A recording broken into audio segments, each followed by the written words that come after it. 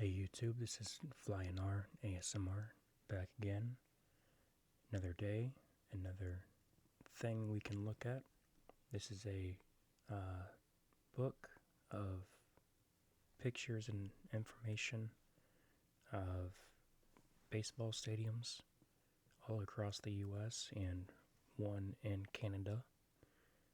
I got this as a Christmas gift from a relative, and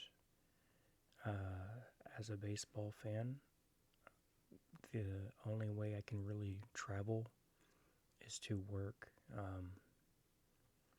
a baseball stadium into those travels. One of my life goals is to visit all 30 MLB parks, stadiums, fields, whatever you want to call them. I am currently almost halfway there. I have completed 13 of 30. 13 of 30 are down. Some I would like to go back to, and throughout the video we'll go through this this is a square foot book, and it's 140 pages long, I believe. Yeah.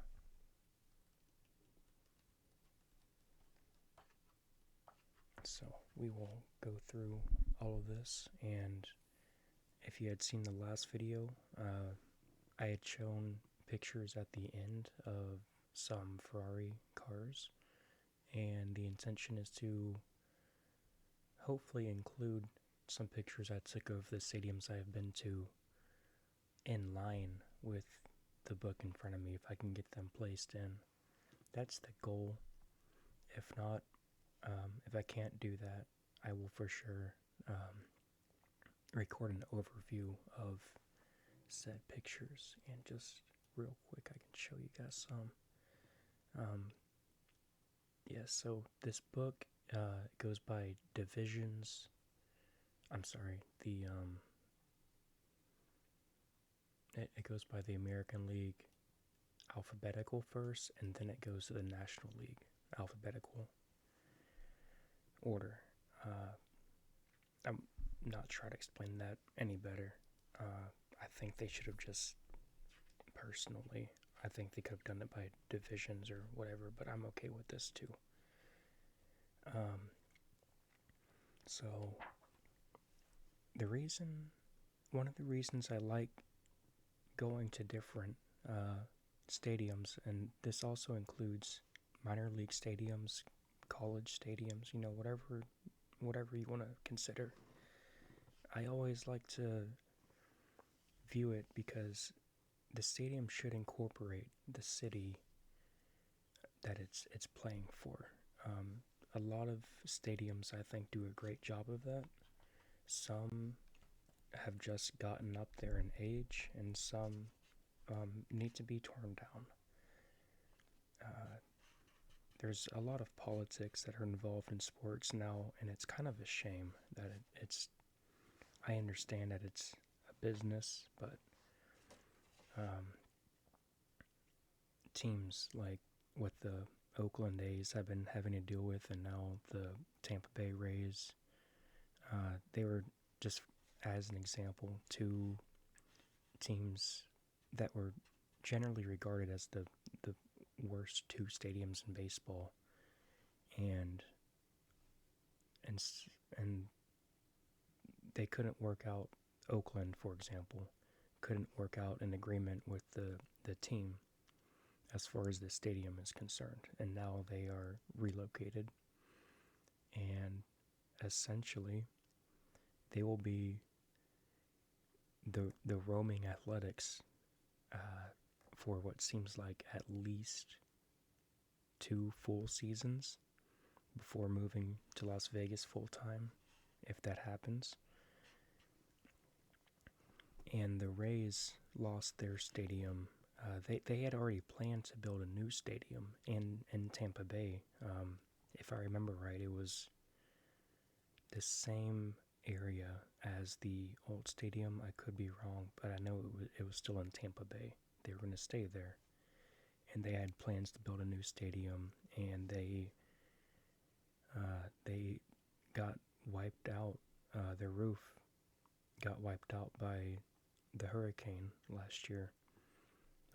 That dome I believe it was built in the early 90s. They weren't a team until 1998, but I believe the stadium was built for service by 1993. And it was a dome, and it just so happened the dome fabric came apart during the hurricane, and because that stadium was never intended for outdoor use, once the water got in, it pretty much ruined the stadium instantly.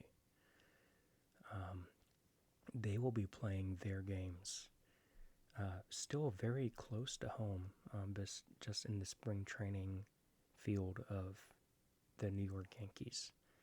So the New York Yankees spring training, they play in Florida and Tampa.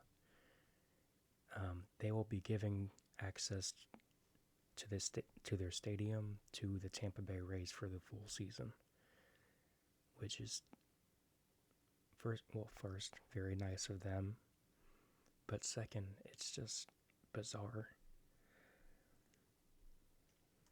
But anyway, let's get into some baseball. So as you can see, now you can kind of see what I was talking about. I've been on this page for a while, but it's going to show all the American League teams in alphabetical order of the city.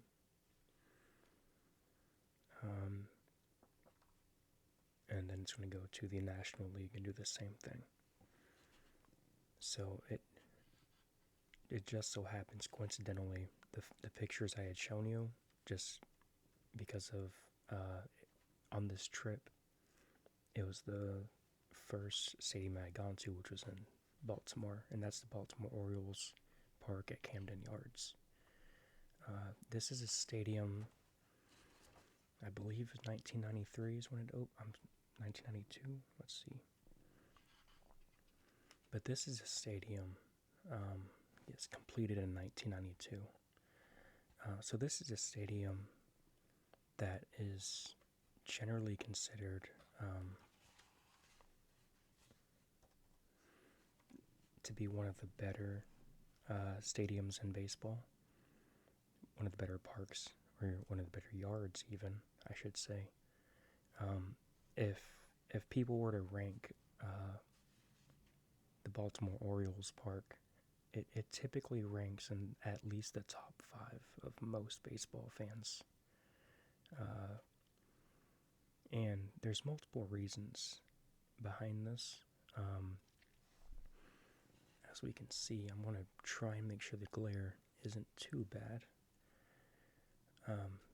But as you can see, this large building back here, this is similar to something very close to me, is Minute Maid Park's Union Station. This is very similar. It's an old warehouse building. It's right behind it extends to center field, and it goes well past this stadium part over here. If you can see, the image kind of bleeds out, and the building goes to about right here, so it goes to where the stadium ends.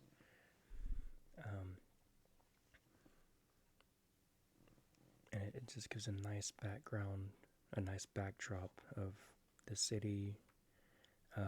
This is a stadium that has multiple monuments and statues inside and outside of the stadium premises, including Babe Ruth. He was born in Baltimore, so he has his own statue in center field.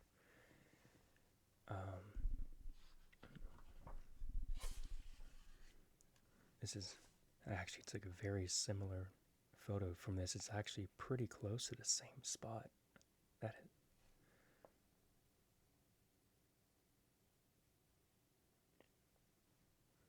know, maybe they took my photo. I don't know. I'm just kidding. Uh, just just so you know, I'm not kidding.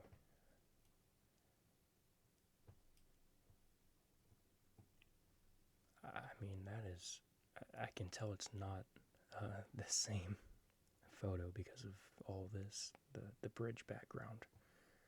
If I had to guess, this is a much older picture than mine. I had visited on September 16th, 2021. So, the last month of the baseball season, the last 2 weeks, really. I walked into Utah Street. Very, I wasn't sure what to expect as this was I want to say this was the fifth stadium I had been to. This was my first time visiting the stadium. So you walk into Utah Street, and this is the whole warehouse building. Um, as I said, they had different monuments and statues of all-time greats. Babe Ruth, not known as a Baltimore Oriole player, but of course they have legends like Cal Ripken Jr., Brooks Robinson. As I started this video, my mind has escaped me, and I'm trying to remember what this man's Jim Palmer, not illustrated by this specific picture, but he had, this is an old school baseball player, and the old school baseball players' pictures, they had very drawn out wind-ups before they pitched the ball. And his wind-up is most definitely picture-worthy.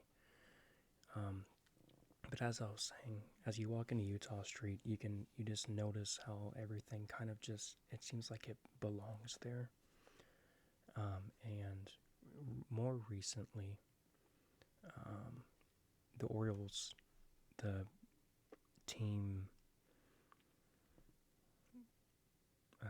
presidents and such, decided to make all kinds of adjustments to the field dimensions. Starting in the 2022 season. So when I had gone, it was the dimensions. I believe they had been running pretty much since the opening of the park. I know they made a couple little adjustments, but nothing too drastic. I enjoyed this park. It has all the sight lines, so if you just pick a random seat, no matter the level, you should be able to see the entire playing field essentially, with some minor exclusions. Or they did a great job with that. I thought the stairs going up to, I was on the field level, and it was strange to me because you imagine the baseball field. Let's close this book just for a second. Okay, I was sitting here. I was sitting like here. And so you walk in from the concessions under the stands, and you go up one, like literally like 3 or 4 stairs to go into your section, and you go into the row and sit. But it was so strange because the sections, the stairs were so narrow to me. They weren't like steep or anything, of course, but they were just so small. I don't know if I just think I got big feet, but it could be a hazard at some point in time. And the rails could have been better placed, in my opinion, but it just felt tight in that area. But other than that, that was really my only complaint about the stadium. I fully agree that it should be a top 5 stadium for most baseball enjoyers, and maybe I'll do a ranking later on. I'm not sure of my personal opinion, but that should generate some comments at least. Next up, we got Boston Red Sox, Fenway Park. One of the oldest and also one of the smallest stadiums in terms of capacity. I believe it's the second smallest. It might be the third. Tampa would be one because they closed off their upper decks many years ago. But anyway, Fenway Park. I believe it's the oldest, older than Wrigley Field by a couple years. Let's see. Okay, and Fenway Park was opened in 1912, which would make it, I believe, if my memory is correct, and I'm going to go ahead and cheat before I make a fool out of myself, I believe it's 2 years older than Wrigley Field. Went right to it.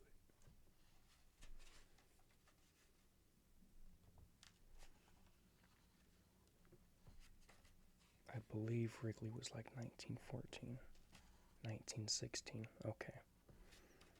Well, it's good I checked. So, Fenway is the oldest park in baseball. This is a stadium I have not been to yet. I would love to go, but the time just isn't right. I gotta get there before they do any kind of renovation or, God forbid, a rebuild. But I want to get there very soon. This is a park, obviously, when you've been around the block this long, something that's hosted numerous events and historical figures of all kinds.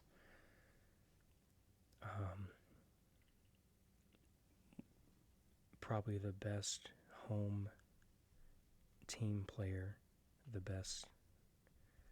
one of the best of all time. Many would say the best would be Ted Williams. Quick side note, I have,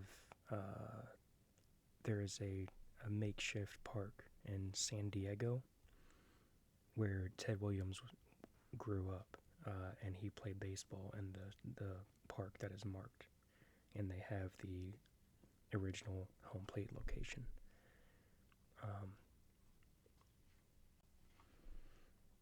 Fenway Park, very green. It's got the green monster. It is 37 feet tall, and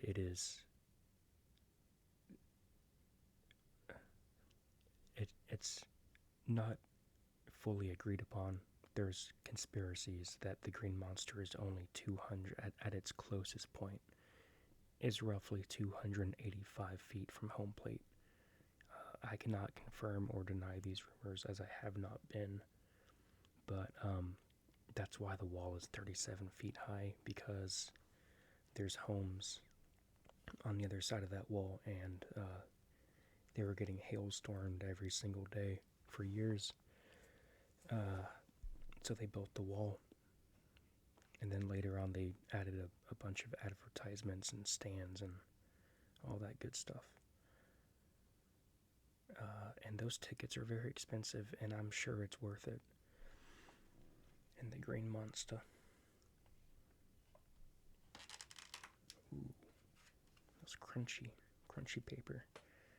The Red Sox have had multiple championships recently. They've had incredible Hall of Fame caliber players, many of which have been accused and proven to be steroid users. Unfortunately,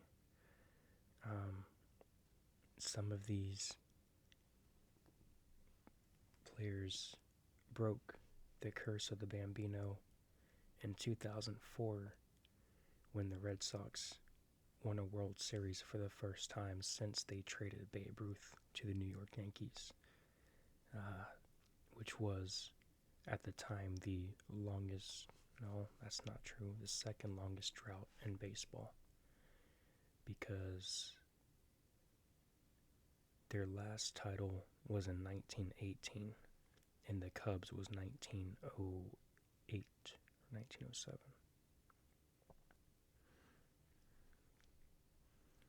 And if my memory is correct, they beat the St. Louis Cardinals.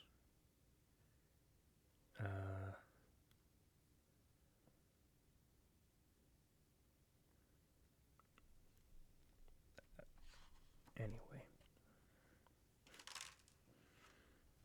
And over here is the Green Monster. This picture doesn't really show the height because it's already so high up. But you can tell, if this seat is here, right, and it gradually builds up, I mean, you can clearly tell that wall is at least 15 feet tall, and then you compare it to the one next door to it, and it is 37 feet. Over here is the pesky pole. It is very similar, roughly 305 feet to right down the line, and this part over here is about 400 feet, and the deepest part of the park is the triangle. This area has seen a lot of historical moments, catches. Unfortunately, it has also seen a lot of injuries. The part where it ends is 420 feet on the dot. So Boston likes lobsters and lit. What? I'm sorry. I'm sorry about that. We're going to move on. We are going to move on here. Next up, Chicago White Sox. It was at first Comiskey Park number 2. Then it became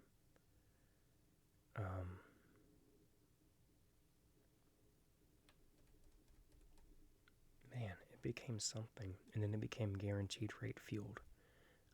Because the White Sox are so cheap, they have dropped the guaranteed for this season. I'm not making that up.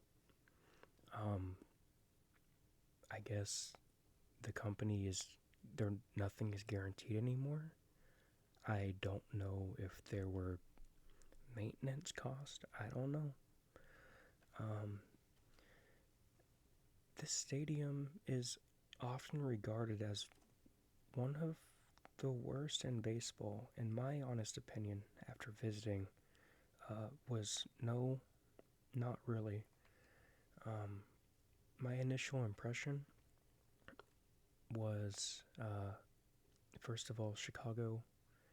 I visited last year. Transportation system. It's a thumbs up.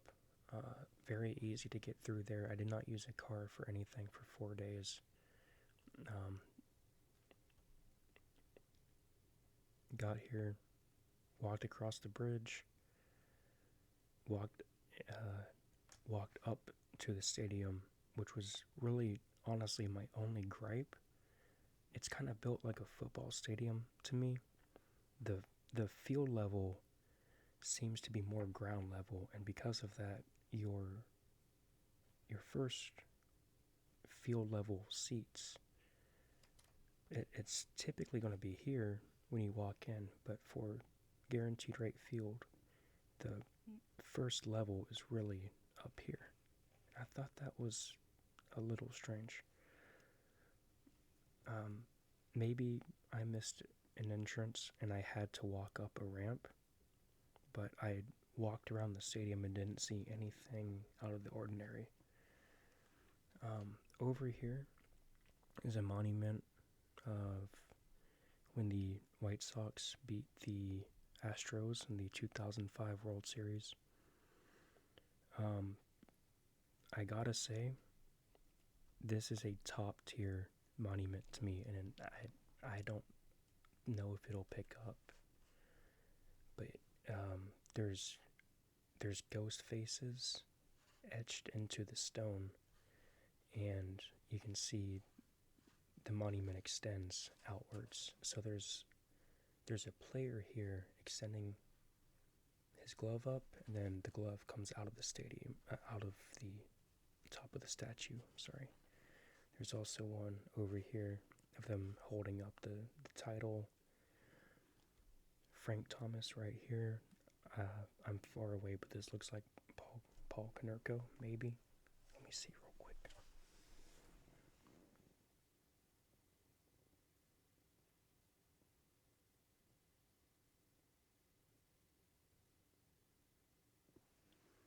I was so wrong. This is Joe Creedy. Not even close. Top tier statue, and that's really saying something.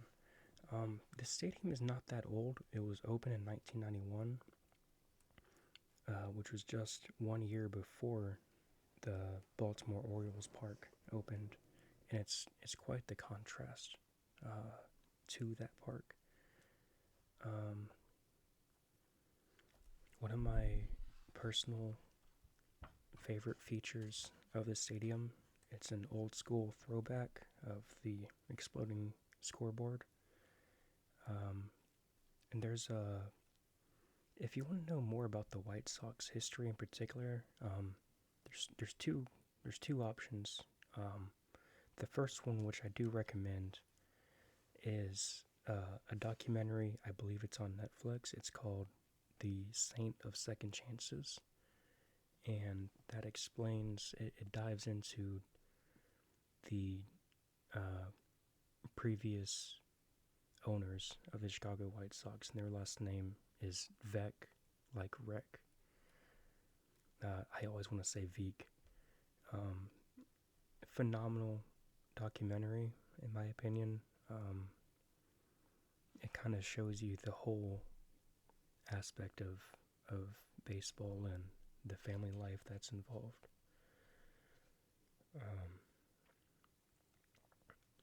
Like the other stadiums, Guaranteed Rate Field, they have probably the most statues of any of the parks that I've been to, I think. They're scattered all the way along the outfield. Of course, the main one at the home plate entrance, and I believe there should have been a couple on this corner back here if I remember right.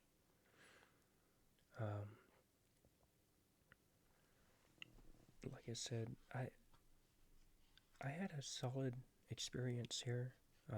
There wasn't many people there, as the White Sox have been a bad team for quite some time, and I went last year, and they set the record for the worst MLB season of all time. And baseball has been around for a very long time. It can only get better for them, whether it's through a new team or a new stadium, or even this team that's been here since, they won a championship they lost a championship in 1919.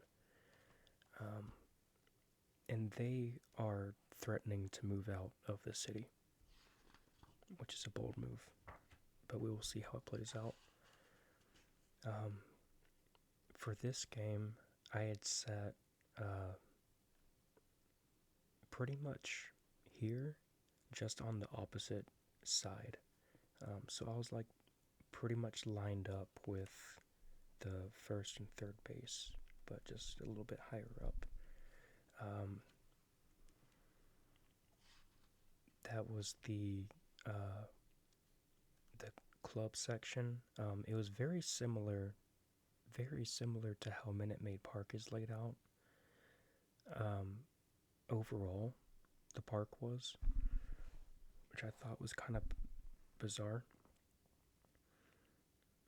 The only difference, of course, the Minute Maid Park, the club level goes all the way around, and the press boxes are in the middle of that.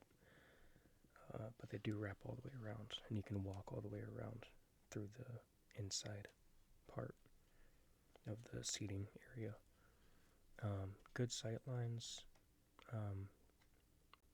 There's various, the ramps on the outside have statues, and that has a good city skyline with it too. Next we got the Cleveland Indians Progressive Field. This stadium was opened in 1994, and as I said, this, I believe, they've done some renovations, and I don't think this capacity number is correct. I believe it's closer to 37,000. But this is a stadium that started too big and gradually got smaller. I've heard pretty good things about this place. Haven't been yet, but I do want to go. I know they can get rowdy in the playoffs, I can say that much.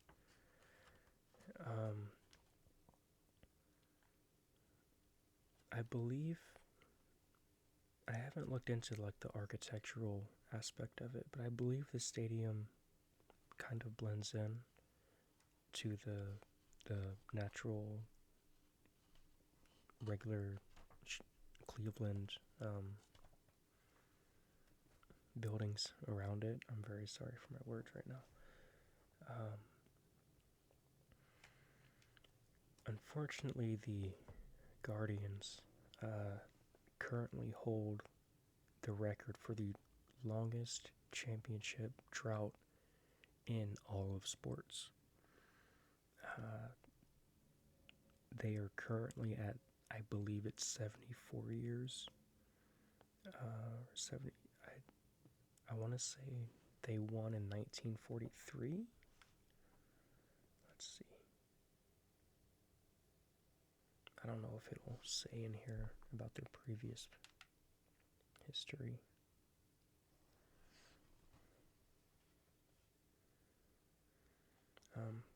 They have played, if you're an Indians fan, I'm very sorry. They played in 1995, 97, and 2016 and lost all those World Series. And last year they unfortunately lost to the Yankees as well. Detroit Tigers, Comerica Park. I can tell I will enjoy this stadium when I do go, whenever that may be.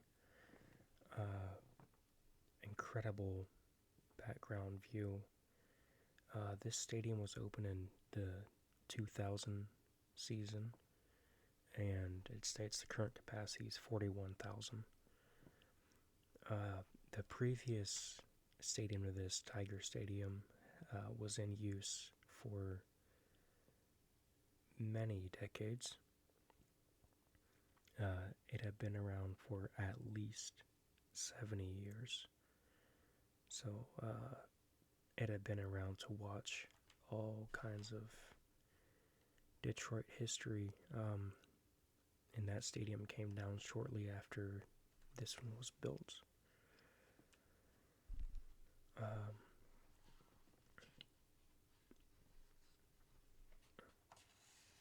This stadium is, to me, it feels old school. It's very open. It's very, to me, in a way, it's kind of minimalistic. There's nothing extraordinary about the stadium, but as you can see, the city skyline views are just kind of incredible. The Tigers haven't seen a whole lot of success since the stadium has opened. Unfortunately, They have made it to a World Series in 2006, and that was only 3 years after having the worst season of their franchise history.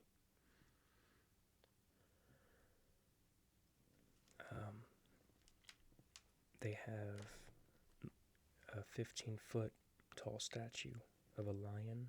I would assume at the home plate entrance. It says Gate A. I'm going to assume Gate A would be home plate. But it might be right field.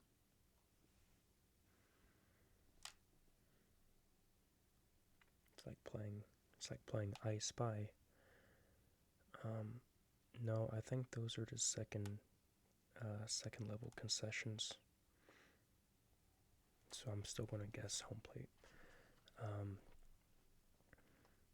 This is why I say it's so minimalistic or open, old school, however you want to describe it. You can tell it is very open park. It's built with the baseball aficionado in mind. It's a 2-tier stadium build all the way around. The second deck ends at the foul lines on both sides. There's no outfield seats in center field.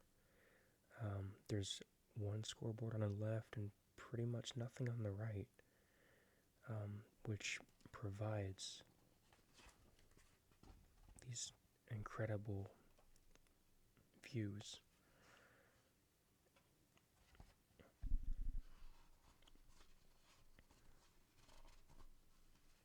I'm having trouble with this.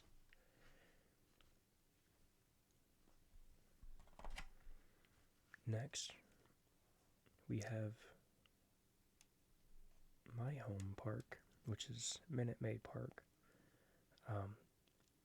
At first known as Enron Field, and beginning in a month will be referred to in the broadcast as Dakin Park.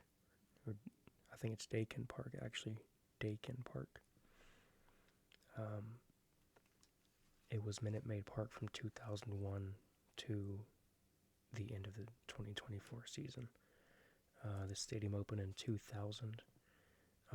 There has been a couple minor changes to the field, most notably what was known as Towles Hill in center field. There used to be a hill out here. Yes, it went up, and that made the center field 436 feet out to straightaway center.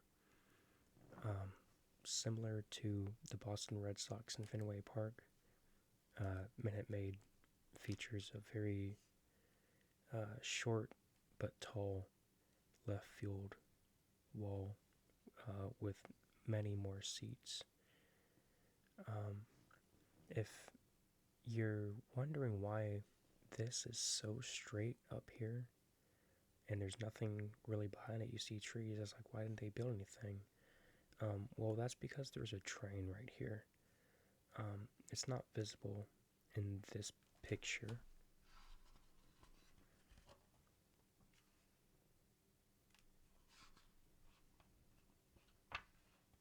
They didn't show the train?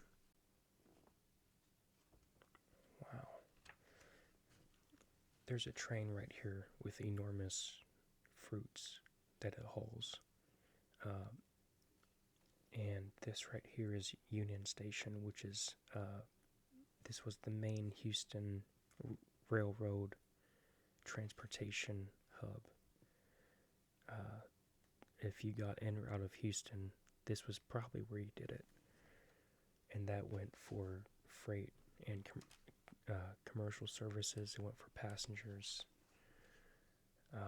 That's where this park was built. And they kept the original building, and it still has the original marble walls and floors. And I don't remember the material, but the original columns and all that good stuff. I believe this was the first I just want to double check. This should be the first stadium we'd seen that has a roof.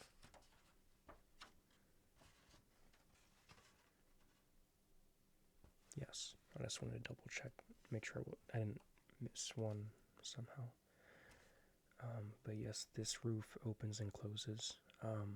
It takes about 15 minutes to open, and it can actually open. They don't have to open every section at a time. If they wanted to move this top section over and keep this section right here closed, they could do that. I went to a game one time, and I didn't notice anything walking in. It was just, normal summer day.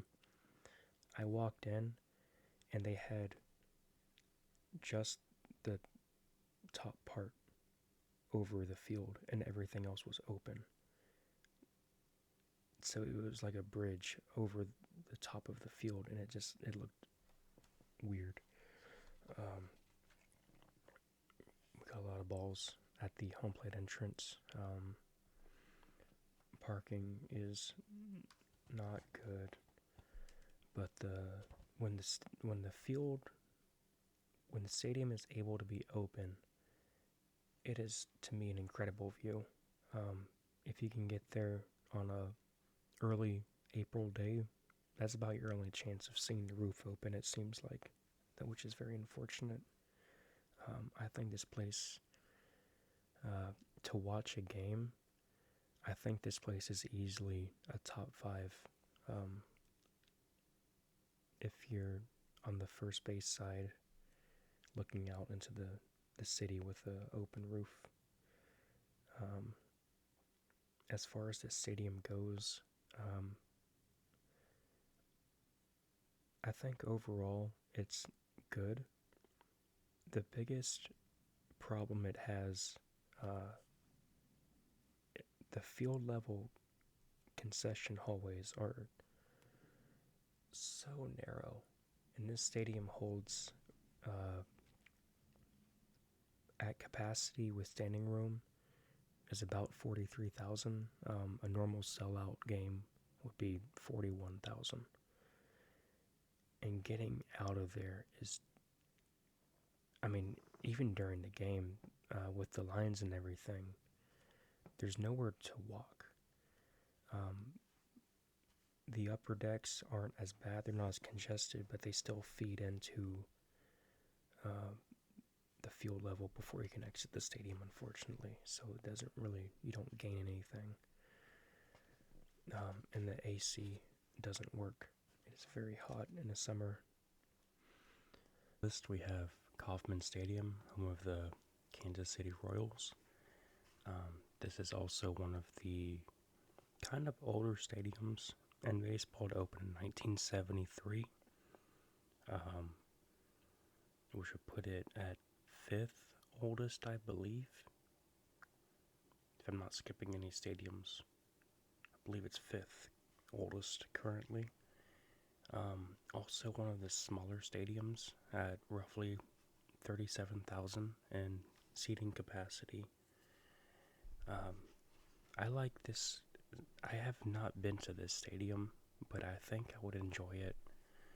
You can't really tell from any of these pictures, but the Kansas City Chiefs Stadium is on the opposite side of the parking lot of the stadium, basically. And the stadium has a couple cool little features. Most notably, I would say, is the custom scoreboard they have. It's got a crown on top of the scoreboard, and it also has fountains along the outfield, giant waterfalls, basically. You can see very well in this picture.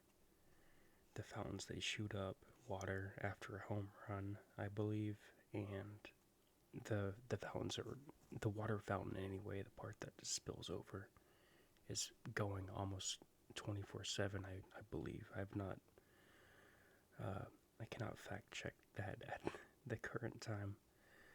Um, the Royals, historically, not a team that a lot of people think of when it comes to success, but they have had a little bit. They've had 2 World Series in this stadium exactly 30 years apart, 1985 and 2015.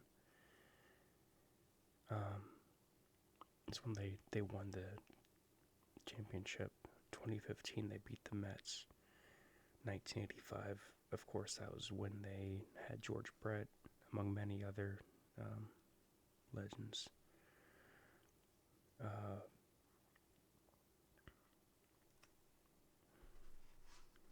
I would think this, and you can just barely tell from this angle, but the scoreboard does kind of make a little bit of like a home plate impression. It's got an angle at the bottom. I think I would enjoy this park whenever I do go. Next, we have the Los Angeles Angels of Anaheim. This a whole lot of funny names have come out of them. They play in Angel Stadium, which, like I said, is in Anaheim. If my memory serves me right, this is only roughly, I want to say it's like 4 or 5 miles from Disneyland. This is the original A's stadium. They have never had a second stadium. It was opened in 1966. It's a very, from all the pictures and information I've heard, it's very old school, simple kind of way. I think it's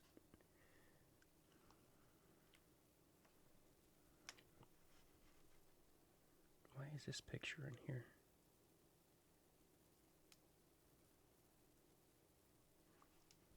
I could be wrong, but I'm almost certain this is the new football stadium they just built. Why is this in here?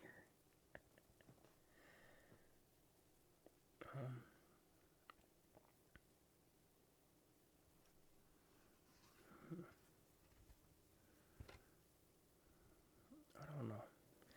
Well, anyway, obviously this is a old school stadium, as it is old school. This would be the 4th oldest stadium, I do believe.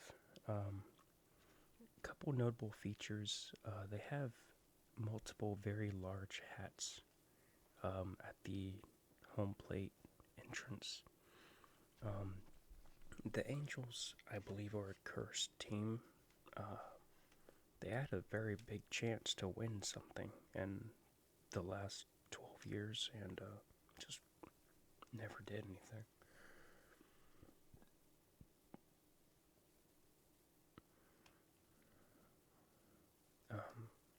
They did play in the World Series in 2002 against the Giants, and they won. That was one of the first World Series I actually remember watching.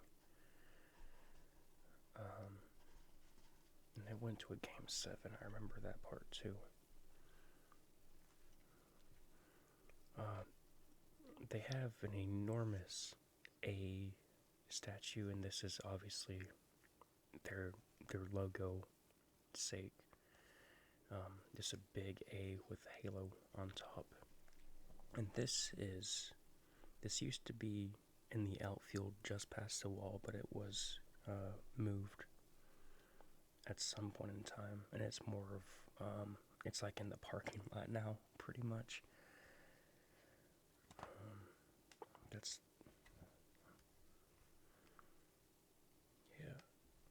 Unless I'm absolutely tripping, this is the new football stadium. I don't know what this is in here for, but because of their proximity to Disneyland, I remember when the Angels hosted the All-Star game,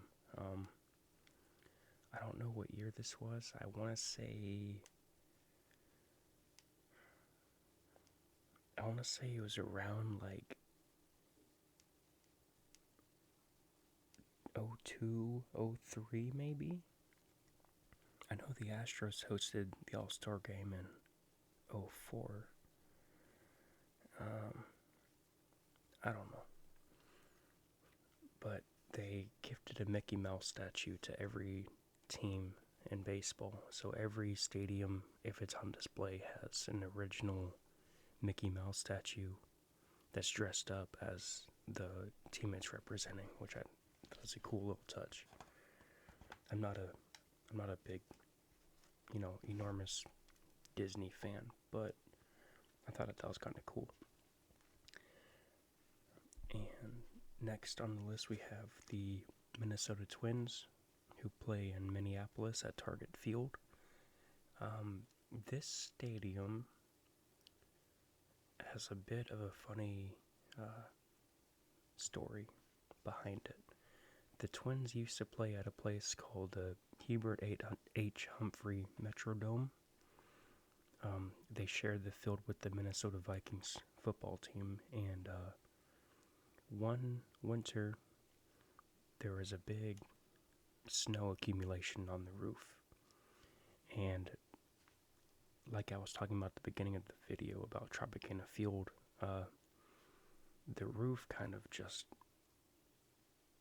imploded on itself. Nobody was hurt, thank God, but there is a video if you'd like to go watch it. If you can see the entire roof come down. So this is a stadium that has gotten a little bit of ridicule as it was being built because, as I just said, snow and all of this. In Minneapolis, I've never been. I've heard it's a pretty cold place, and as you can see, there's no roof. This stadium was built in 2010, and I think the most notable feature it probably has is in right field over here. These seats are actually over the grass or over the warning track. At least they extend past the wall. So as far as ground rules go, it's only a home run if it goes into the stands. If it hits the front facade or the wall underneath somehow, then it's, obviously not a home run. Personally, I think I don't have anything bad to say about this park, but the construction of it, I'm not sure why. It just reminds me of a very large, it feels like a minor league park that added a ton of seats. I can't explain it any other way than that. It just feels that way looking at it. I think it's because of the material. What is this, limestone or something? It is limestone. I don't know. It looks good, but it just looks not majors. I don't know.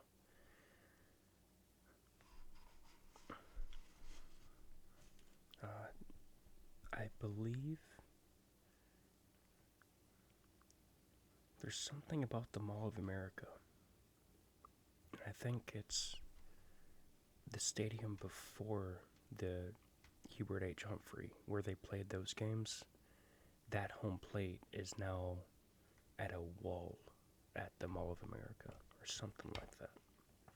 I don't remember the first stadium name.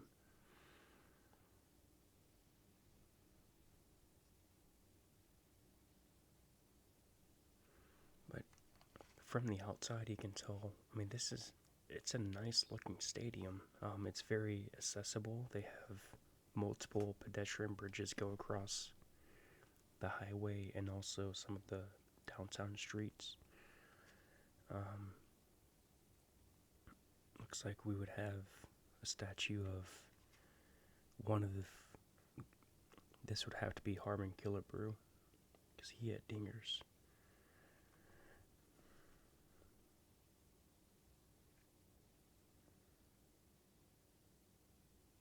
and then the other one I would assume be was it Rod Carew? That was so good there. I would think they would get a Joe Mauer statue there pretty soon. Let's see if it mentions the statue names just real quick.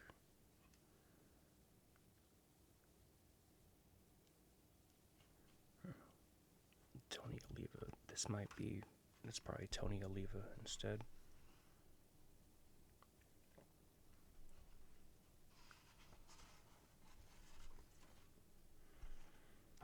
Next, for in the AL, I want to see, we got 1, 2,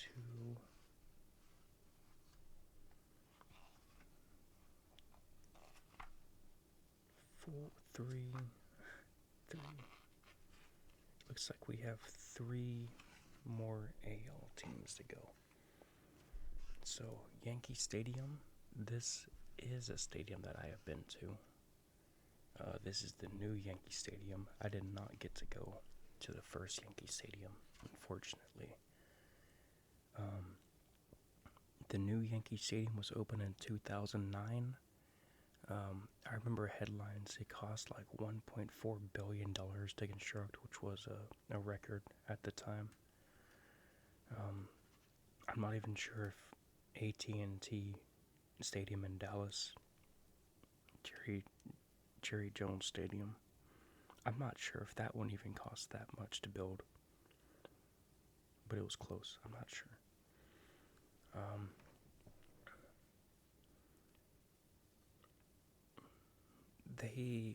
From my understanding, the stadium was built.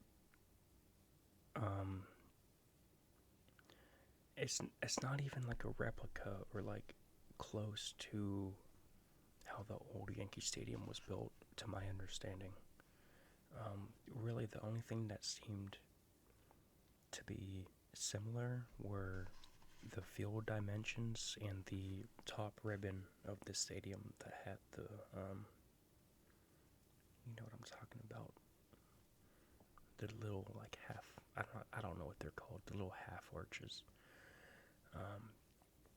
The original Yankee Stadium was often regarded to be one of the most historically significant stadiums in all of sports. And they tore it down, and this was built literally next door to it. The Yankees have the most retired numbers. They have the most World Series wins, many of which came decades before a lot of their current fans existed. When I visited the stadium, I'm not sure if I just expected a lot, but this picture right here is pretty much, in my opinion, the hallmark of this entire stadium. This extends the entire side of the stadium, and it has banners of all kinds of Yankee legends. And the architecture does look good from the inside, I will give them that. But there just wasn't, for a team that has so much history, you would think that they would have more things to interact with throughout the stadium, just like a little plaque here or there, a statue here or there like other stadiums, and they don't do any of that. Everything is in Monument Park, pretty much, which is in center field.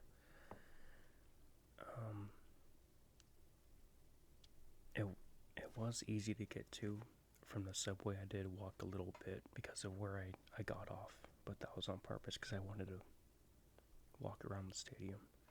But easy to get to.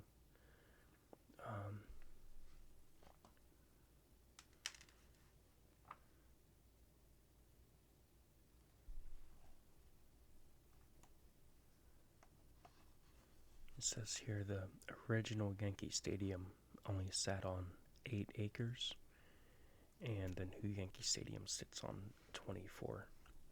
It's not actually 3 times the size, it's just they have more places to stand in the outside of the stadium.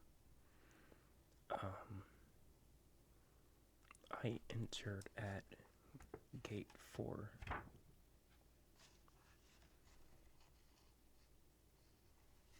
That was featured in the first.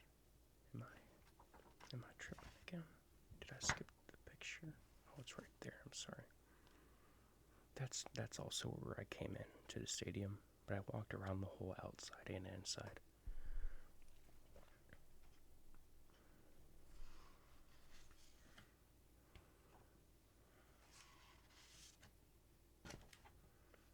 Okay. Next we have the Oakland A's. And they're no longer Oakland, as I said at the beginning. Oakland Coliseum first opened in 1968. Currently no longer in use, but the official capacity, if they wanted to, is 63,000. That would be if they undid all the top deck tarps that cover everything.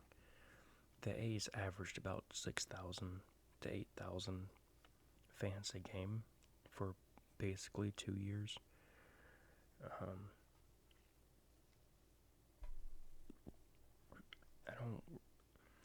don't even want to talk about this park because it's no longer in use, and I've never been, and all I've heard is awful things. It's an old stadium that used to be socially acceptable before this disgusting thing was built, Mount Davis. Before this was built, you could see way back into where the hills and mountains were. And now this stadium, it belongs for the streets, unfortunately.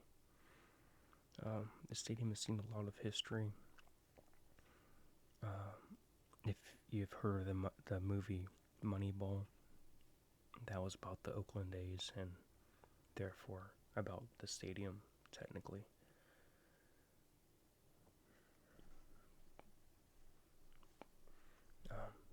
One interesting thing, the team that moved here, the Athletics, have ironically been known as a traveling team. This includes, they've been playing in Philadelphia, they've played in Kansas, I believe. They played in Oakland.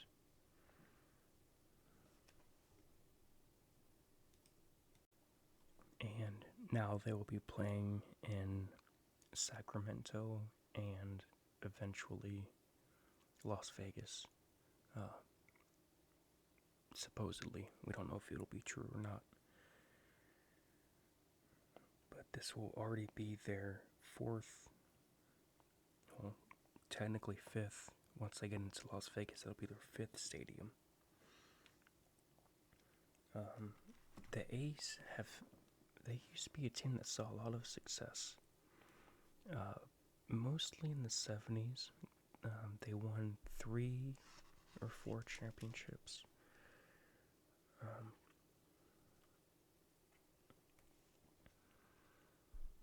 Okay. Next we have the Seattle Mariners. And they play at T-Mobile Park, which opened in 2000. Technically 1999, but 2000 was their first full season. This is a stadium that's always, as you can see, it was opened around the time Minute Maid Park opened. But I've come to notice that it's a very similar stadium, because of the roof and the scoreboard. They had more room to work with, but it gives me the same feeling because of those two things. And if you can see back here is Safeco Field, which is where the Seattle Seahawks play football.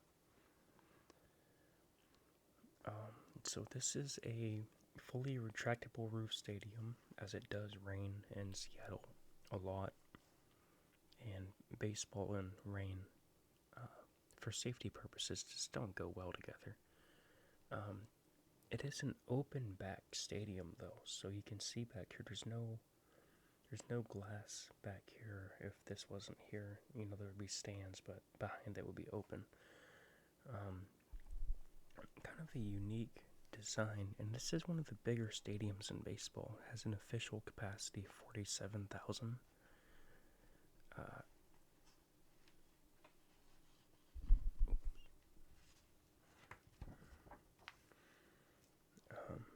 This is not a park that I have been to. And you can see that's awesome. You can see the mountain range in the background.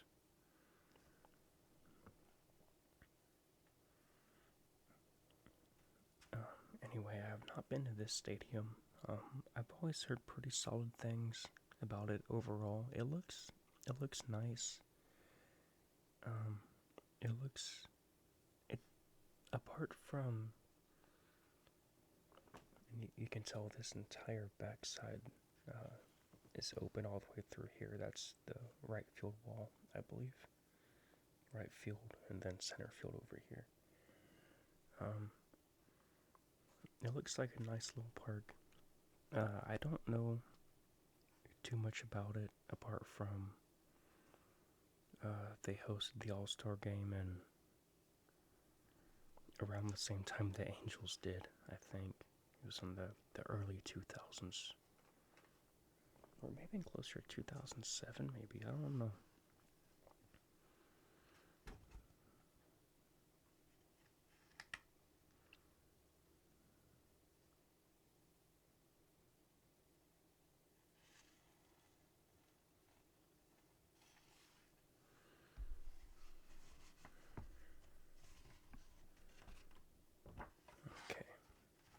Tropicana Field.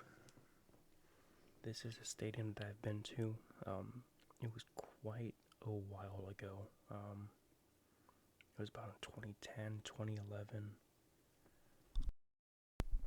It was around the time when Alex Rodriguez was going for his 600th home run. They played here. And my family and I were on vacation, and I had the idea I wanted to see a baseball game here as a kid, because we were already there, and it just so happened the Yankees were in town, because of course they were.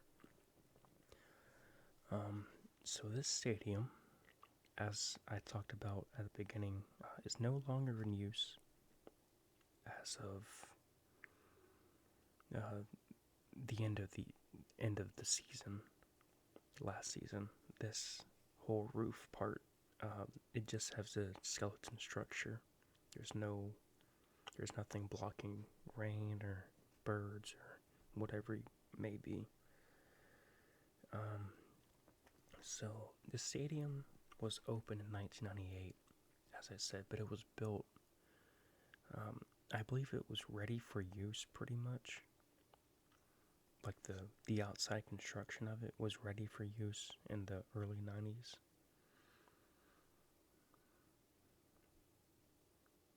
So it says here it was open for use in 1990 in hopes of attracting a major league team. But they had to wait for the expansion Rays the Devil Rays is what they're known at first. This is a stadium like Cleveland, or the A's even. The stadium could probably seat, at its peak, probably close to about 40 to 43,000 people. For the last few seasons, they've had the whole top deck sealed off, so the official capacity is only about 25,000. So pretty much all the seats are field level or club level. Because it's a dome, This is a stadium that plays on all artificial turf. The ball moves quick here. It does not slow down easy. It takes large hops.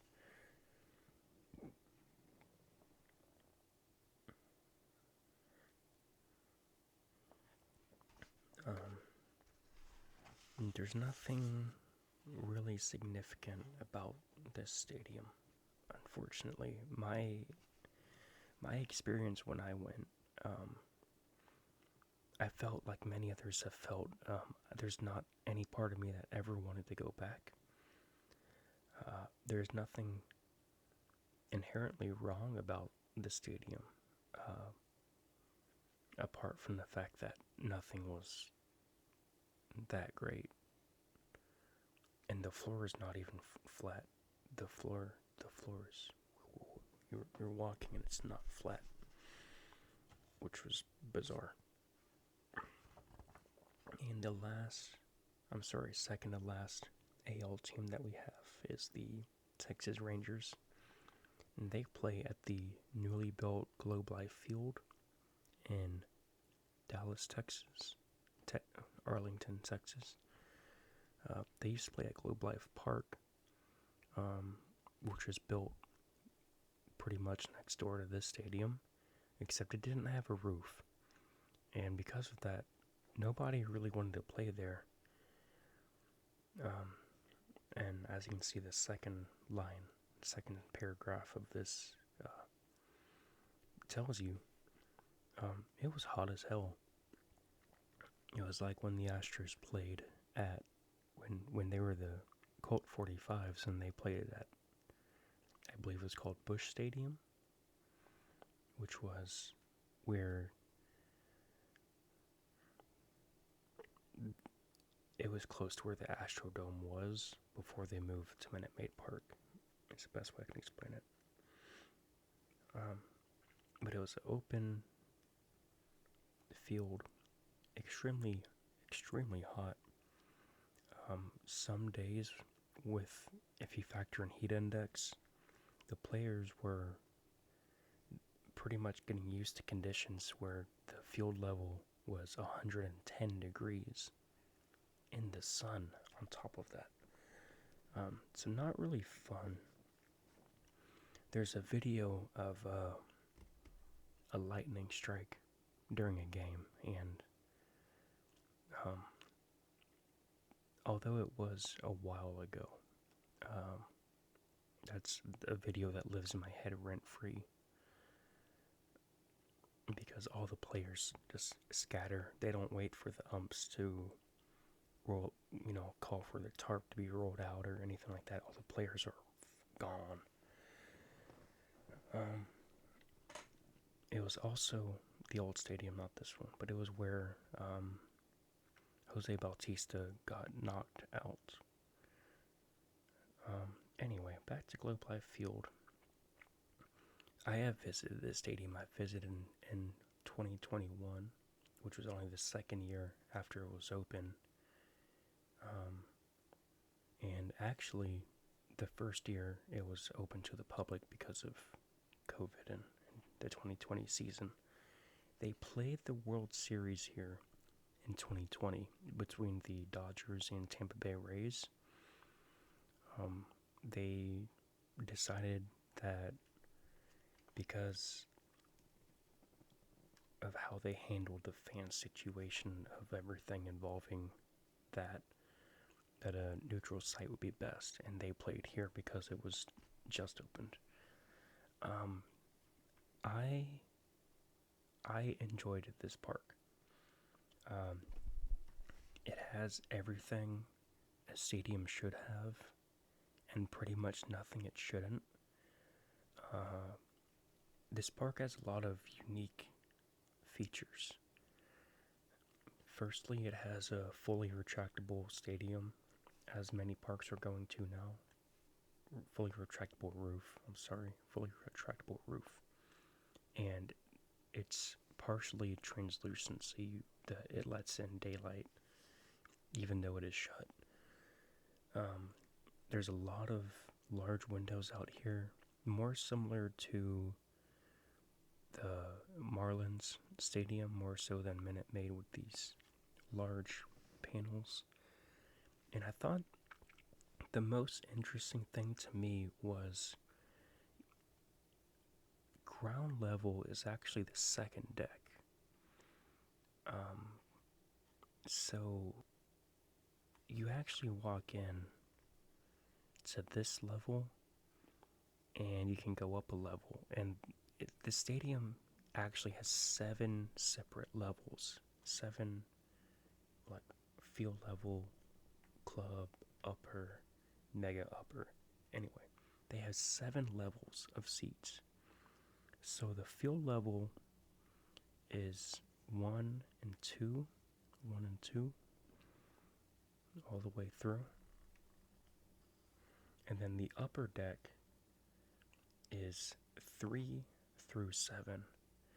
And when I had gone, I sat, I guess technically it would have been the third or fourth deck. It started with a 2, I think. I'll have to look it up on my phone. But it was like 1, 2. I sat like this level, but it was like over here in the infield. And I still had many, at least 2 levels above me. I thought it was a nice stadium, a little raw. They had a lot of exposed steel beams and such, but I didn't mind that personally. A lot of cool little touches to the stadium, and you can tell how sunken in it is because there's no, like, you walk in so high up, the ground is so deep. And I think for a building perspective, I think more teams are going to start doing that, because if you build deeper, then naturally you would have to spend less on, cooling and some building cost and such. You can see the stadium with the roof open. It's one large panel. Multiple different statues around the stadium. We got Nolan Ryan, of course. We have Ivan Pudge Rodriguez. We have, this is Benjamin Molina and Neftali Feliz, which clinched their first World Series berth in 2010. Of course, they did lose back to back. And lastly, in the AL, we have the Toronto Blue Jays, who play at the Rogers Center. This is the first retractable roof stadium that was featured in baseball. The stadium opened in 1989, and it is directly next door to the CN Tower, which provides some incredible views. If you're at the top looking down, it's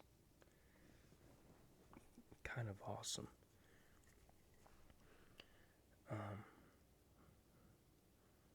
Although it's known as the Rogers Center now, it used to be called the Sky Dome, and I'm sure a lot of avid Toronto fans probably still call it that. This stadium has an official capacity of 49,000 fans, and they just did a lot of renovations, and I think this number came down to about 46,000. They ripped out every seat and built up new amenities and such. The Blue Jays played a World Series here in, was it 91? When Joe Carter hit that home run. I believe it was 91.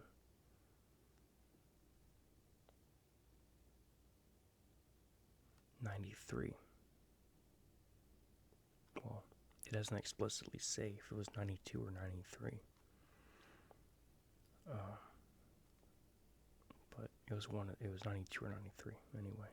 So when this stadium opened, they had a string of success. and they were balling back then.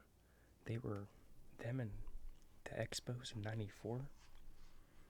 Man, uh, obviously, as someone who has never left the country, I have not been to the stadium. It looks very nice from the outside, in my opinion. I'm sure with all the renovations, it's pretty incredible. This is an insane statue. I've never seen this before. Oh my god. Looks like a bunch of gremlins escaping hell. What are y'all doing up there in Toronto, y'all? Damn.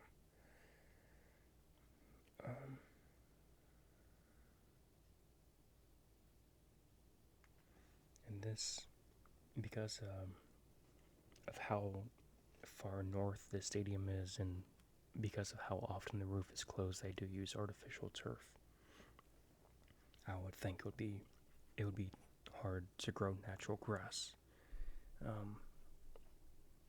just because of how often they have the roof closed. And you can see here, there's the CN Tower with the stadium right there. And now we move to the National League.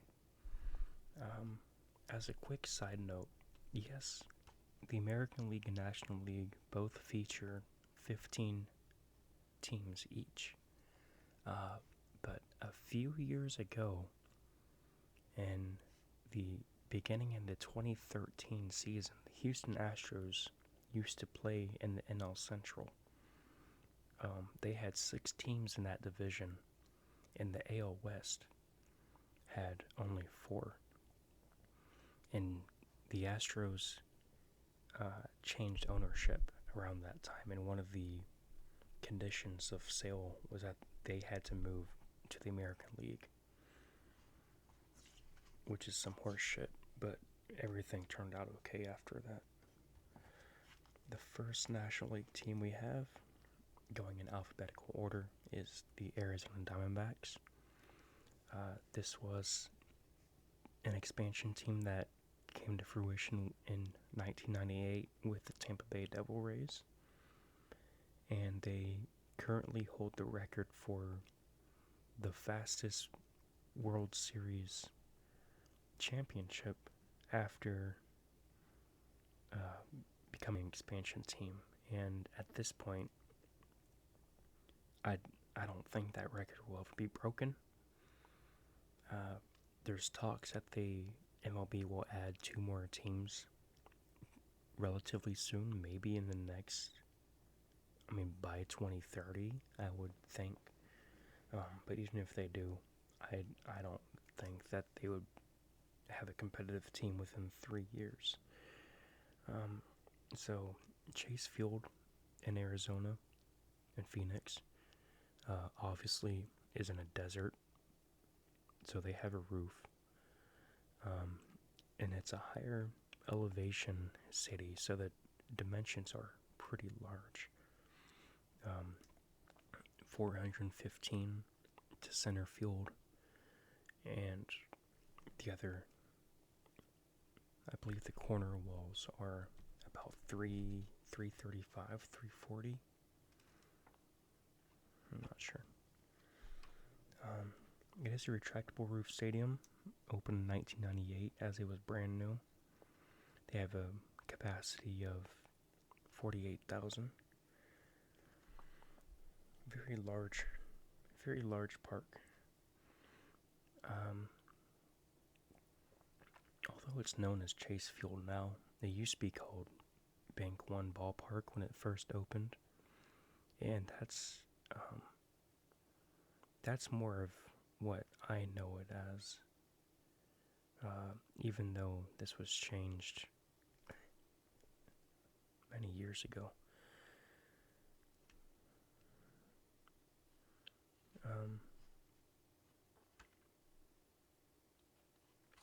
I have not been to the stadium, and I don't really know a whole lot about it, other than I do not like hitting here in MLB The Show.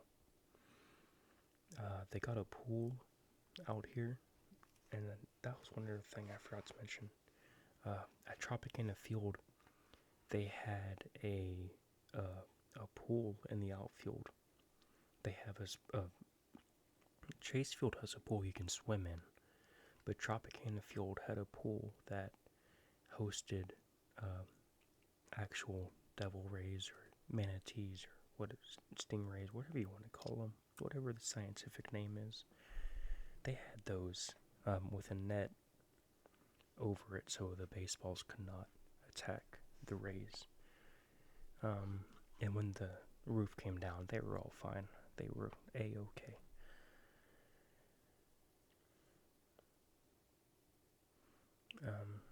You can see this, as I said, this is a stadium where the roof opens. It opens in 2 segments, just half and half like that.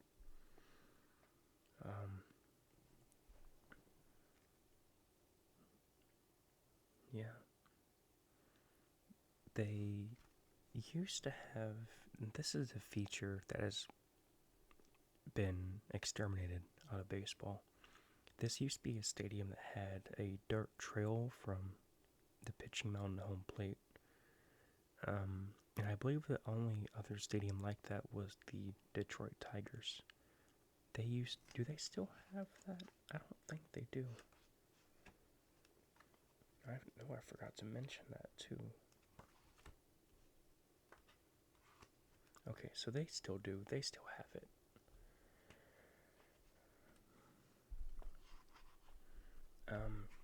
I have heard Chase Field needs renovations very badly. I cannot confirm or deny these rumors, as I have not been. Next, we have the Atlanta Braves, who now play at Truist Park. When I grew up, they played at a new stadium called Turner Field, which was on the Turner Network, owned by Ted Turner. And that stadium was actually built for the Olympics, when the Atlanta hosted the Olympics in, when was that, 1990, 1992? I don't know. Now they play at Truist Park, which was open in 2017. I have not been to this stadium, but I think I would enjoy it. It's got a very homey kind of feel to me. Nothing extraordinary, like it's kind of nestled out of the way and all this kind of stuff. Opened in 2017, official capacity is 41,000. The Braves have had all kinds of legends on their team. They included some garbage photos in this book. I wanted to show you guys a picture of the right field wall, but there's not one in here. Man, I can't even show you guys anything from these pictures. Well, anyway, we're sitting. Yeah, you can't see anything. Right, in right field is what's called the Chop House, which is kind of like an upscale part of the ballpark. But the Braves' big thing is they do the Chop House, where they go, oh, oh, oh, oh, and they chop your head off, right? The stadium gets loud during that. I also don't know much about this park. It is open air. It's a newer stadium. I'm sure it's similar to the Minnesota Twins park. It seems like it has what it should and nothing it shouldn't. Nothing over the top, but it has everything it needs. So, next we got the Chicago Cubs, who play at Wrigley Field. And this stadium opened in 1916, which makes it the second oldest stadium behind Fenway Park. This is a stadium that underwent significant renovations from 2014 through 2016, I believe. Possibly the beginning of 2017. I'm not really sure. There's an excellent documentary on YouTube, actually posted by the Cubs YouTube page. It's about an hour long, and it shows all the renovations they did, and it's incredible. Any baseball fan should have already watched it, but if you have not, and you're just finding out about it, I highly recommend you watch that. The Cubs, as you can tell,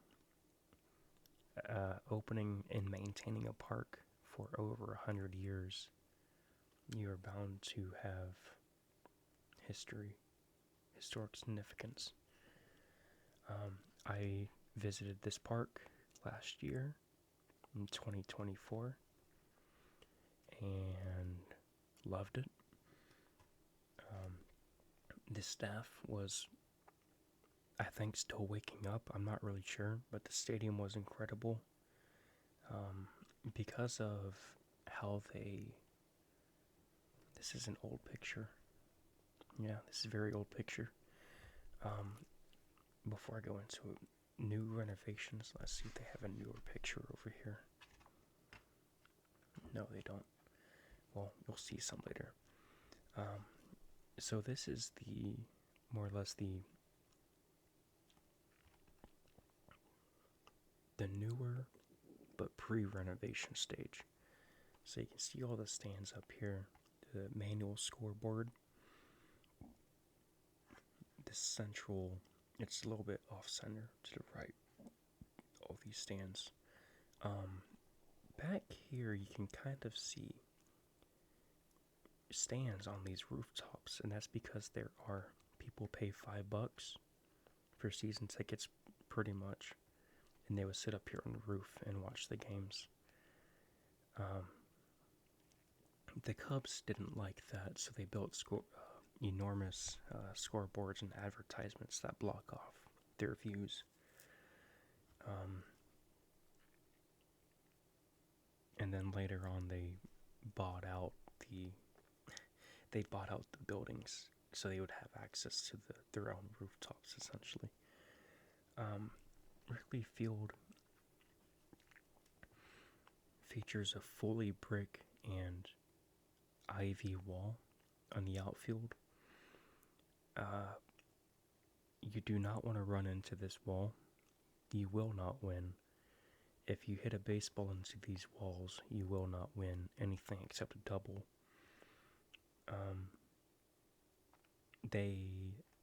From my understanding, the groundskeepers actually put in new ivy every season.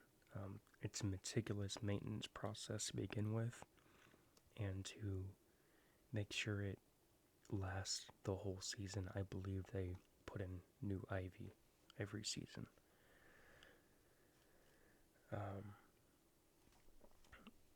The stadium no longer features visible bullpens like this. They're not and on the playing field, I should say. Like I said, the manual scoreboard. The sight lines at this stadium are incredible. It's only a 2-tier stadium, which means there's from the ground level, the first row, all the way up to the end of the field level. Although it's 2 different section levels, it's all one actual level. And then the second tier of the stadium, like the first, there's the front and the back basically, but it's all one continuous piece. And as long as you're not behind a structural pole that keeps the roof up, there's not a bad seat in the stadium. Um, with that said, there are a lot of bad seats in the stadium. We got Cubs legend Ernie Banks right here. The Cubs won the World Series in 2016, exactly 100 years after the stadium was built, and it was actually 108 years since their previous record. So that means the stadium was operated for 92. No, it was operated for 100 years before it saw a championship. Baseball fans would know in 2003 the Cubs seemingly had an incredible chance to win the World Series, and a fan reached over, arguably, and took a foul ball away from a Cubs left fielder. And that fan was basically run out of town. And me personally, I think they didn't do anything that wrong in that specific instance. I think they realized what they did. They're like, uh-oh, but it was an accident, you know. So, this is a good picture right here. This is the outfield right in the center, dead center. We have Harry Carey, Cubs announcing legend.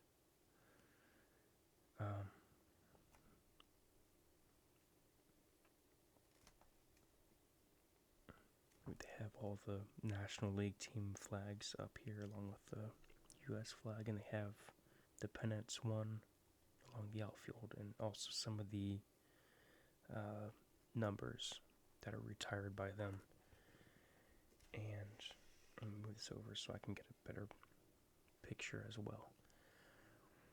This is a great picture, and we can kind of see everything going on. And you can tell the second deck starts right here. At the foul pole is where it starts, but it's so far back. You can tell the field level all just nice and smooth, and then the second level was very small. For the longest time, the capacity was about 36,000. And that's pretty much what it is now. And you can tell this is a newer picture because it's got the scoreboard over here and over here. And this is where the rooftops were. And the beautiful Chicago skyline all the way back here. This stadium is on the north side of Chicago, so this is about 7 miles north of downtown. And then the White Sox Stadium was about 7 miles south of downtown.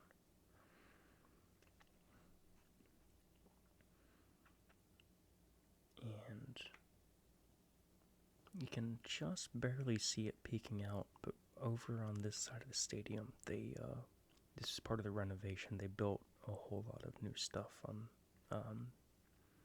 this outside part right here.